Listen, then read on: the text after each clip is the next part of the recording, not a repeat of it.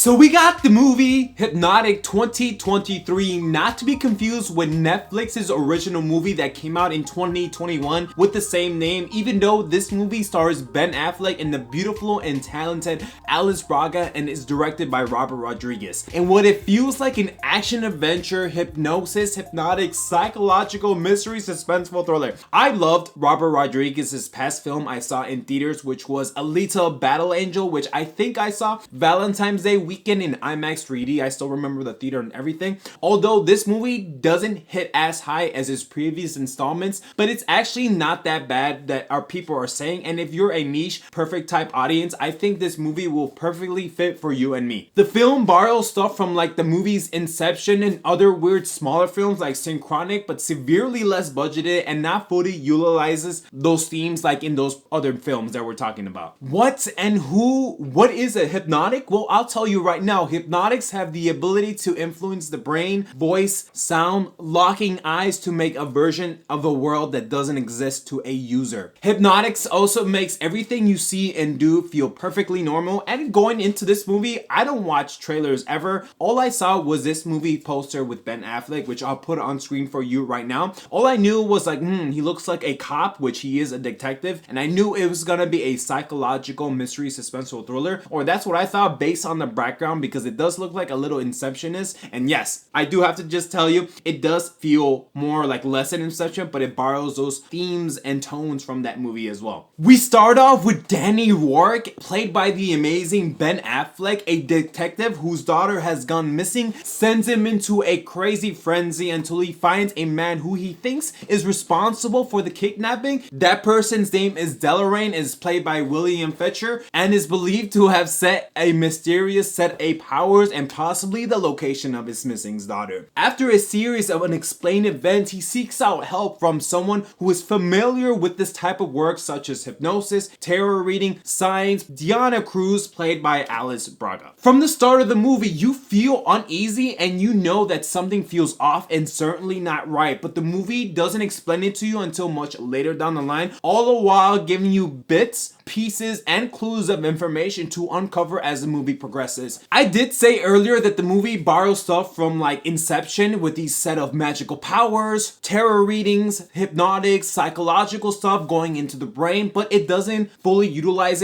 those themes like in other films that we're talking about. Even though these set of powers are still like baseline, we never get a full explanation of how they're used. We just get explanation what they are, who's the user, what people can do them, what's the effect on them, is it dangerous, is it good? But it doesn't give us, or at least it didn't get to me when I watched the whole movie, like how someone does it. It doesn't give us like a step by step, and that may be up to interpretation for the user, but this is very where the psychological aspect comes to play. Like I used to go to school to become a psychology major, and this felt right at home based on the themes and the narrative that the movie's speaking to us. But at the end of the day, if you're not a mystery, suspenseful, psychological thriller, because there's some weird time bending, mind bending, shape bending, brain bending, like alternative sequence and structures and constructs that the movie throws at you, and if you're not a fan of that, then you're probably not gonna like this movie. That's why I felt like it is perfect for a certain type of individual. Now, yes, a lot of critics, a lot of regular audience are not liking this film based on like what it is and the premise, but I did find it,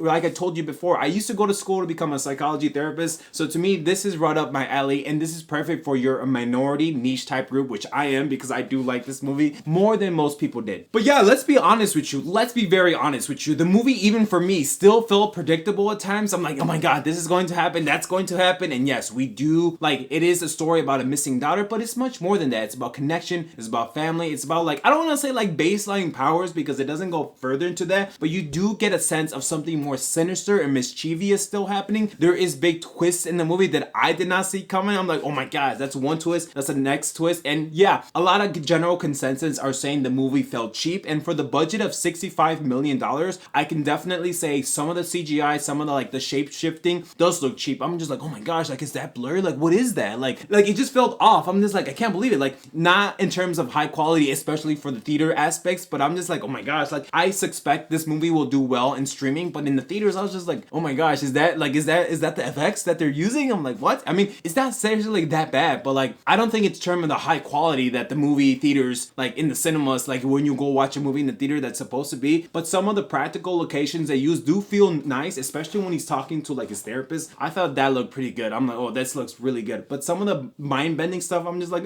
this is weird. But I don't want to say like this is amazing or anything. I mean, daughter goes missing. He teams up with Alice Braga. They need more information. They find more recruits. Oh my gosh, a big battle. It's like, it's okay. I mean, the storyline's not that bad. It's just the way it's kind of executed with the psychological elements to it. But like I said, if you're not a fan of that, you're probably not going to be a fan of this. Ben Affleck always has gravitas to his roles, and it's no different with him. Even with a smaller film, with an Alice Braga, I do like this, like, I don't want to say smaller contained movie, but that's what it is. It's a smaller contained movie for a smaller niche audience. This is probably not going to be a wide appeal for everyone, but I did see a lot of things that I personally like. Now remember, I went to school to become a psychology major. I'm a weird dude. I like mystery suspenseful thrillers. If you want something that's like bombastic action over the top, you're probably not gonna like this, because there is deeper meanings with this. And stay until the mid-credit scene, because it literally changes the way you look at the film. There's something that happens and like, oh my god, I have to see the whole film again, because it literally, like, with all the constructs and all like the themes and tones that the movie is telling you, once you see the mid-credit scenes, it's like, damn, now the first half of the movie was so, or the first movie, it's like the first viewing was like, that was just like child's play. It literally changes how you look at the film, because something happens and I'm just like, oh my gosh, I can't believe it was literally under our noses, especially for you psychological, I don't want to say psychotics, but psychological people out there that like this type of movie. It changes everything how you look at film, because it's like, oh, I might have to rewatch it. I did like it for most people, let's be honest. I did like this more than most people. Basically, it's like two different timelines telling the same story, just on different planes, without spoiling it for you. But I am trying to take my likeness out of it so I can give you a comprehensive, real review. But at the end of the day, if you don't like psychological, mystery, suspenseful, slow narrative thrillers, then you'll probably not like this, to be very honest with you. I know it's getting like degraded on like Rotten Tomatoes, but then at the end of the day, I don't always use Rotten Tomatoes. I'm gonna give this a solid C. Now, yes, I'm gonna be very honest with you. I'm probably liking this more than most people, and you're probably not gonna like that if you don't like, again, what I say, psychological mystery thrillers. And the reason why I say this, because I don't want to ruin it for you. The big twist, I did not see that coming. And I didn't even watch the trailers when I go in to go see this movie. But that's it.